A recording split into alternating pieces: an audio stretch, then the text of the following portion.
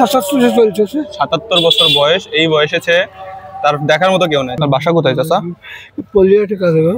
বাসায় কে কে আছেন? 3টে মেয়ে ছিল, সব বিয়ে দিয়েছি।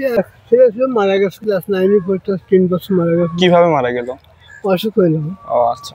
এখন আপনার সংসার কিভাবে চলে? চাই চিনতে চলে। আপনার জায়গা জমি আছে বাসায়? 3 কাঠা জায়গা আছে, পিঠে বাড়ি। আচ্ছা। চাচি আছেন? আস আপনি তো চলতেই পারেন না পা দিয়ে হাঁটে। যা পাইতে। আপনি কি করবেন আজকে? যদি আমি টাকা দিই আজকে, আপনারা কি করবেন আজকে?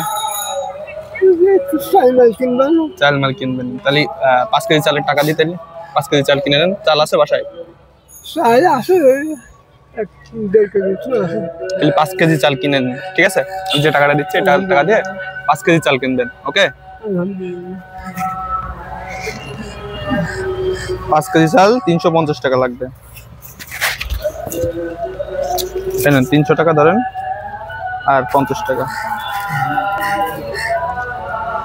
5 কেজি চাল 350 টাকা হয়ে যাবে। হ্যাঁ, তাহলে 5 কেজি চাল কিনবেন, ঠিক আছে? কিনে নিয়ে বাসায় যাবেন, ঠিক আছে? আপনার বয়স কত?